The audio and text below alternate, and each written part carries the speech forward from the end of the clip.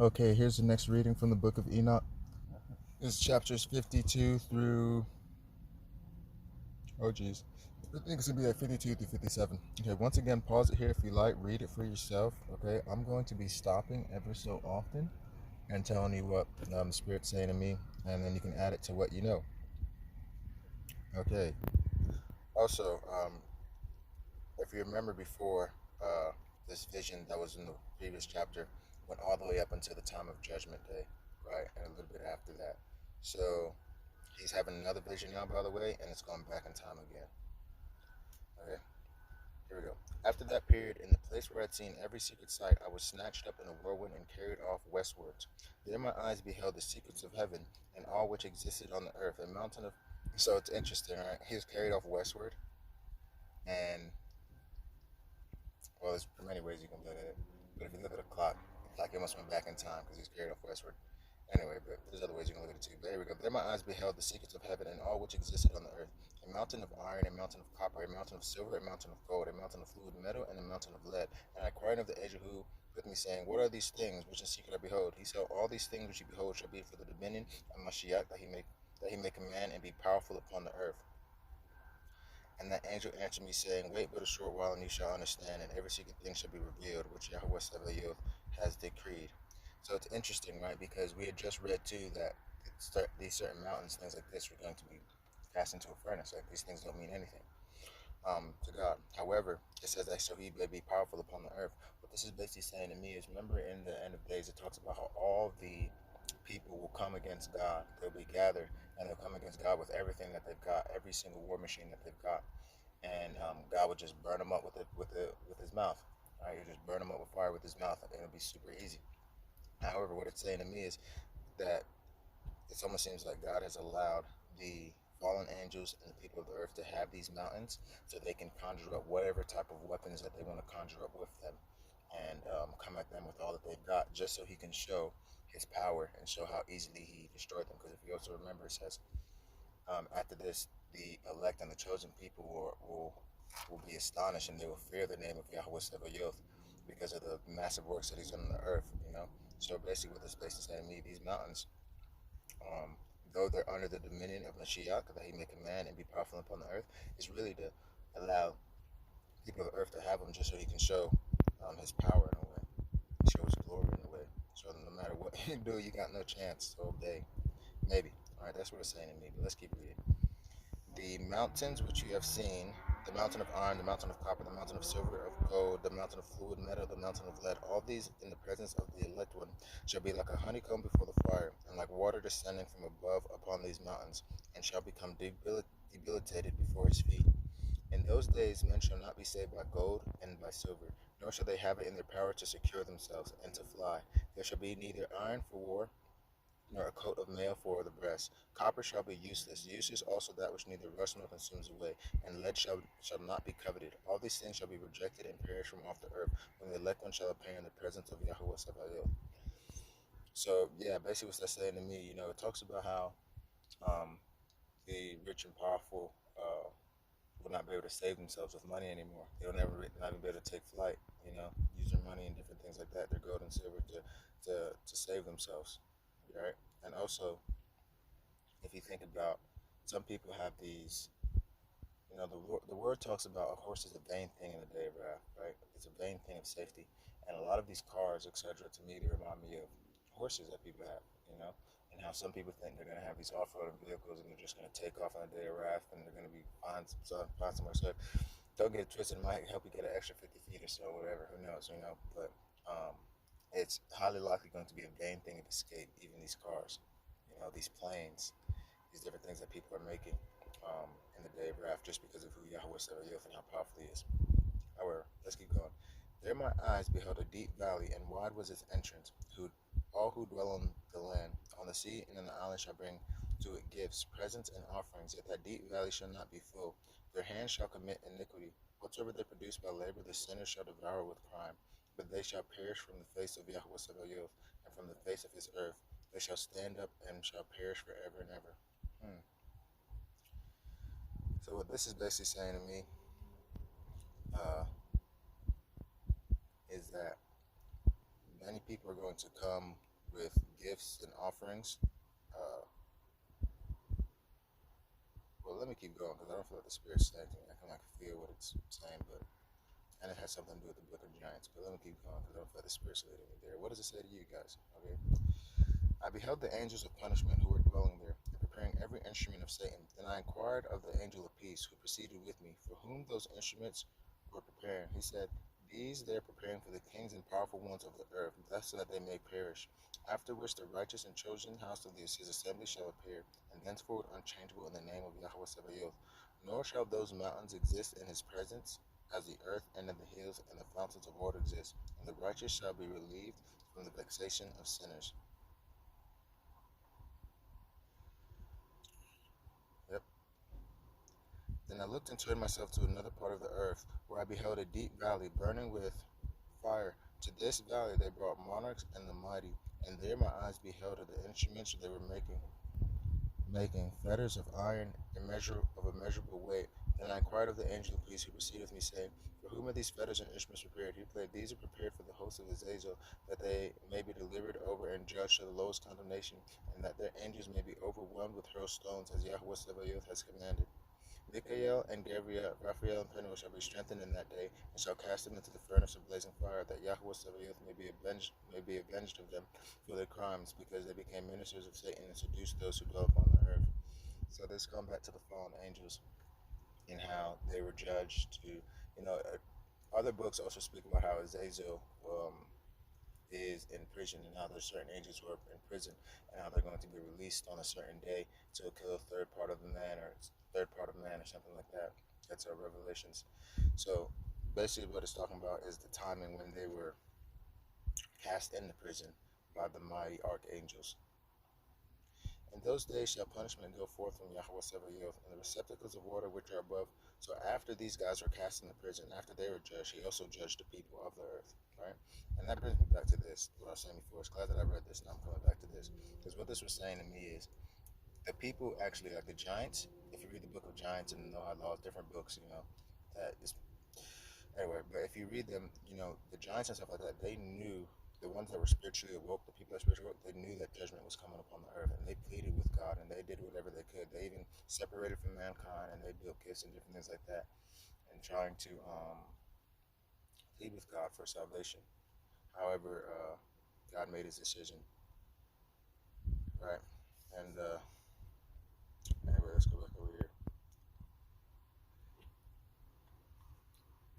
And remember, they became ministers of Satan and seduced those who dwell upon the earth. That's why they're judged. And the same thing people are doing now. Even though the angels were judged for this, some people right now, they become ministers of Satan.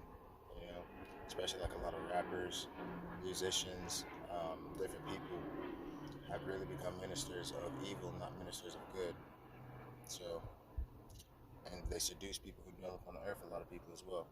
Interesting, right? So if he judged the angels for that, what did he do to us?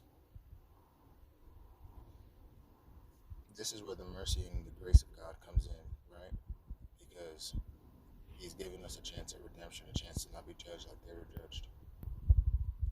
In those days shall punishment go forth from YHWH, and the receptacle of water which are above the heavens shall be opened, and the fountains likewise which are under the heavens and under the earth, all the waters which are in the heavens and above them shall be mixed together.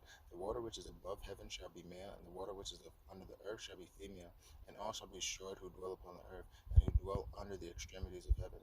By these means shall they understand the iniquity which they have committed on earth, and by these means shall they perish. So this is reminds me of the flood. I think that's what it's talking about, because remember we went back in time for him and judging the angels, people pleading. I think this was giants pleading, different people, like people, different spiritual world people pleading, and then being judged, angels being cast away, and then the flood. So after he judged the angels, he also judged the earth and decided to bring a flood. And afterwards, the Ancient of Days sighed and said, in vain have I destroyed all the inhabitants of the earth.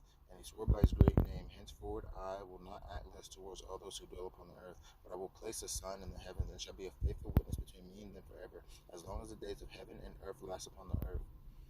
Afterwards, according to this my decree, when I shall be disposed to seize them beforehand by the instrumentality of angels in the day of affliction and trouble. My wrath and punishment shall remain upon them. My punishment and my wrath, says Elohim, YHWH.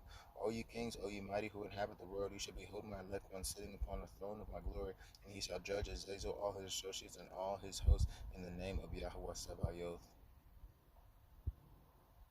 So basically what he was saying is, after he puts this sign into the sky, there's going to be a time period, and after that time period there's going to be a day of affliction, which we know about the day of the Lord, and in that day of affliction it's going to be wrath and punishment. It's not going to be a flood.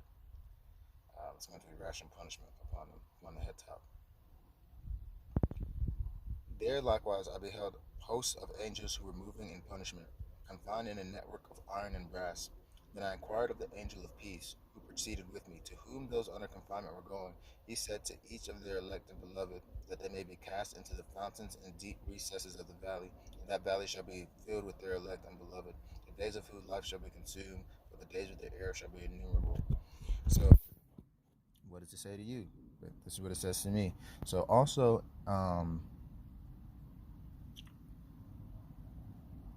so during this time too, some of the giants and the angels were pleading for their children to be saved, and about 10% of them were judged to be allowed to live. However, they're going to have to live in the abyss of the earth. They're going to have to live under the earth. If you read like Genesis, you hear a lot of times talking about the abyss of the earth, caverns of the earth. That is what that's saying to me, right? So the elect and beloved of the angels, their children who were deemed worthy, about 10% of them, says the book of Giants, were deemed worthy, were able to live, but they had to live under the earth, right? So the days of their life shall be consumed, but the days of their error shall be innumerable. Then shall angels combine. So after that, here's some time. Then shall angels come. So these guys are living after the flood. These guys are under the earth after the flood. Anyway, then shall angels combine together and conspire. The chiefs of the east among the Parthians and Medians shall remove kings, in whom a ruach of perturbation shall enter. They shall hurl them from their thrones, springing as lions from dens, and like famished wolves into the midst of the flock.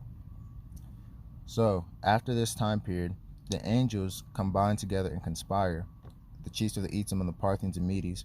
So, the Parthians and Medes are Greek, right? There's a lot of Greek gods who supposedly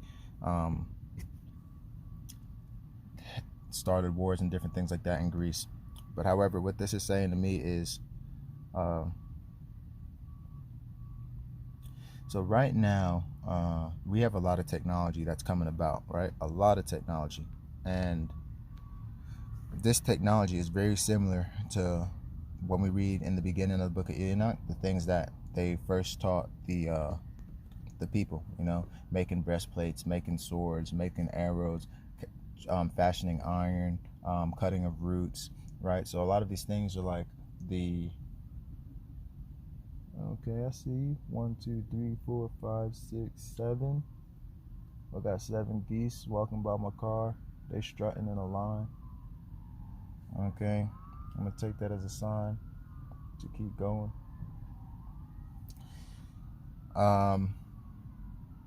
Anyway, sorry. Yeah, so and so a lot of the things that we have now in terms of the weapons are things that are unhuman in a way. Basically, they're things that they talk about how fast technology has changed, and these weapons are on a different level. And then on top of that, the pharmaceutical drugs are on a different level, and these are like cutting of opioid plants and different things like that, cutting of marijuana plants, different things, putting these things on a different level and showing humans a different way to ingest them, and it's really changing things a lot. So basically what I'm saying is here,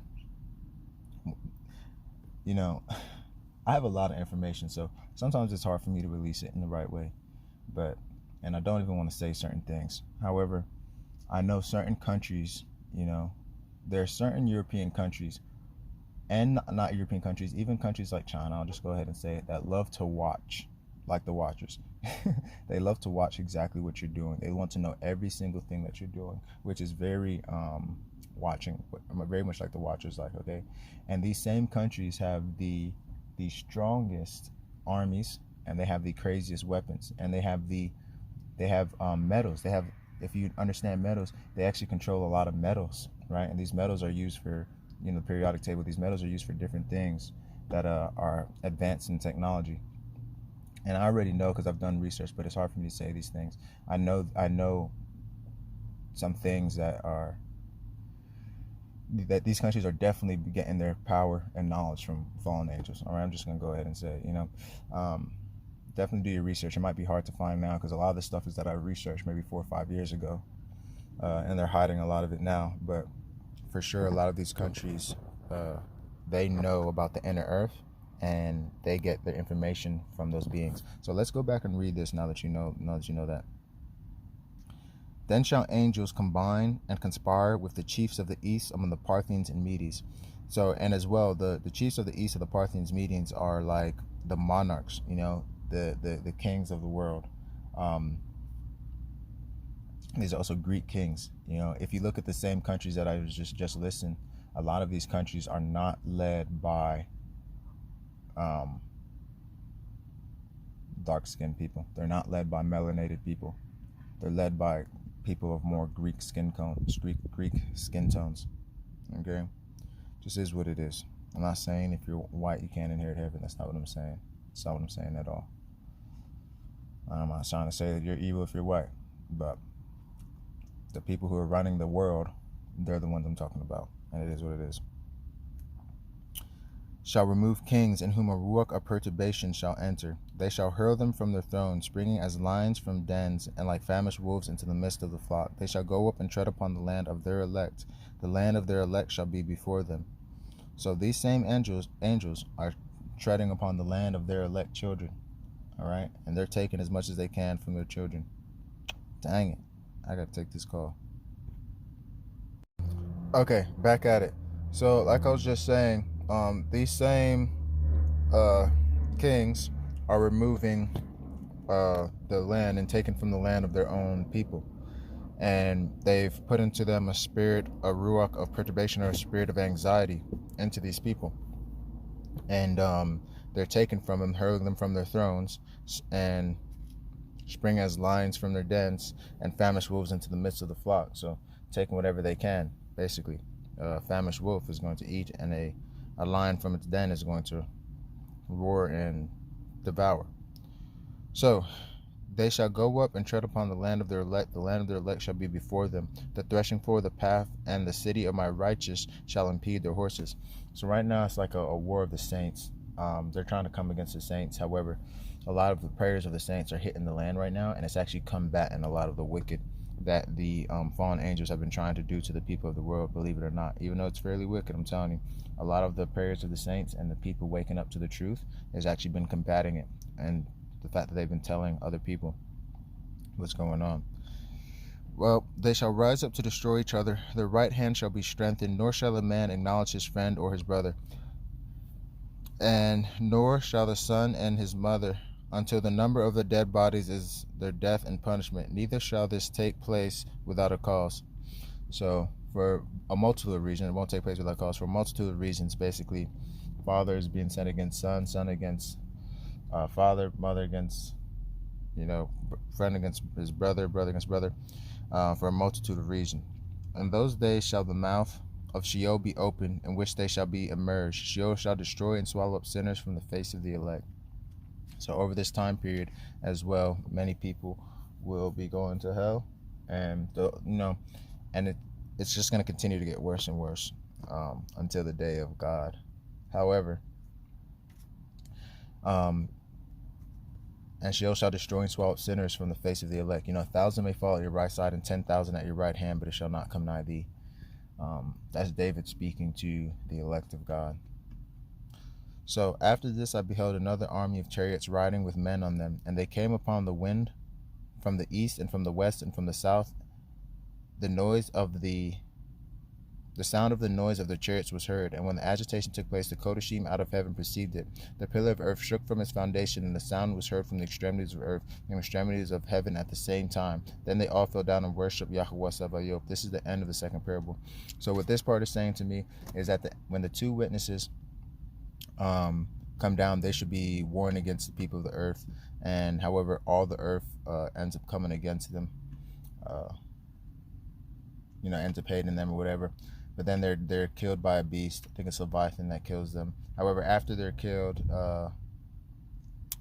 the earth shakes, and it's a huge earthquake. And the word talks about after this earthquake how they elect people of God. This is New Testament. How they elect people of God, reverence God, and they cheer.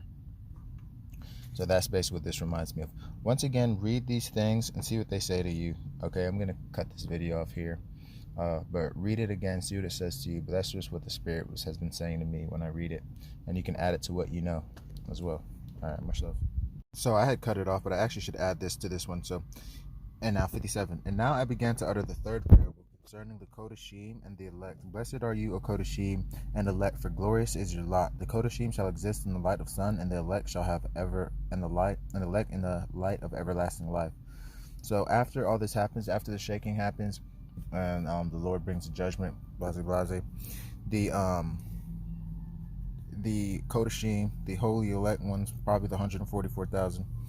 Glorious is your lot. Remember, it also says how the Kodashim will possess the world. They'll possess all things under Hamashiach, under the Messiah. And the elect in the light of everlasting life. And it also talks about how those who are as David shall shine like the stars forever, and those who are wise like the firmament. So those who are as David, the Kodashim, shall exist in the light of the sun. They shall exist in the stars and possess all things. And the elect in the light of everlasting life. Remember, it talks about how the sun won't be their light anymore on the earth. It will be God himself will be the light of the earth. And the days of whose life shall never terminate, nor shall the days of the Kodashim be numbered. So the wise, though they will pass on the earth, they'll still live in eternity. They'll still have life. There'll still be souls that continue on. Their souls won't be destroyed. However, the days of the Kodashim, nor shall days of Kodashim be numbered, who seek for light and obtain righteousness with YHWH. Peace be to the Kodashim of Yahweh of the world. Henceforward shall the Kodashim be told to seek in heaven the secrets of righteousness, the portion of faith, for like the sun has it arisen upon the earth, while darkness has passed away. There shall light interminable, nor shall they upon the enumeration of time. For darkness shall be previously destroyed, and light shall increase before YHWH. Before YHWH shall the light up of brightness increase forever. So from this time forward in the heavens, things are going to be continually getting better and better and better. Goodness is going to spring forth. Remember, he talks about righteousness will spring forth in the Lamb. So, yep. So I'm going to stop it there. Much love.